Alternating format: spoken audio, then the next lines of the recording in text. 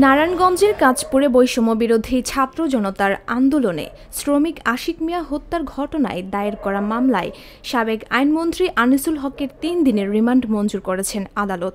বুধবার সকালে নারায়ণগঞ্জের চিফ জুডিশিয়াল ম্যাজিস্ট্রেট নূর মোহাসিনের আদালতে পুলিশ 5 দিনের রিমান্ড আবেদন করলে উভয় পক্ষের শুনানি শেষে 3 দিনের রিমান্ড মঞ্জুর করা হয়। গত 4 আগস্ট নারায়ণগঞ্জের সোনারগাঁ কাঁচপুরে মহাসড়কের সিনহা গার্মেন্টসের সামনে বৈষম্য বিরোধী ছাত্র আন্দোলন চলাকালে আন্দোলনকারীদের লক্ষ্য করে এলোপাতাড়ি গুলি চালানো হয়।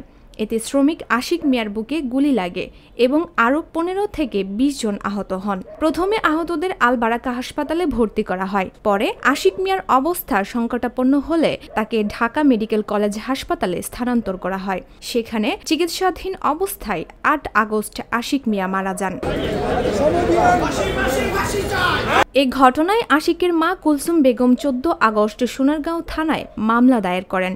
মামলার এজাহারে সাবেক আইনমন্ত্রী আনিসুল হক সহ অন্যান্য আন্দোলনকারীদের উপর গুলির নির্দেশদাতা হিসেবে অভিযুক্ত করা হয়। জেলা ও দায়রা জজ আদালতের রাষ্ট্রপক্ষের public prosecutor advocate Abul Kalam Azad Zakir জানান, এই মামলায় সাবেক আইনমন্ত্রী আনিসুল হককে গ্রেফতার দেখানো হয়েছে। রিমান্ডের মাধ্যমে আরও তথ্য বেরিয়ে আসবে।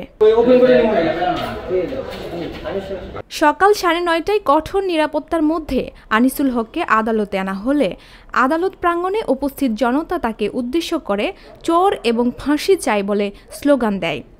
রাষ্ট্রপক্ষের আইনজীবী জানান, এই রিমান্ড শেষ হলে মামলার তদন্তে আরও নতুন তথ্য পাওয়া যেতে পারে।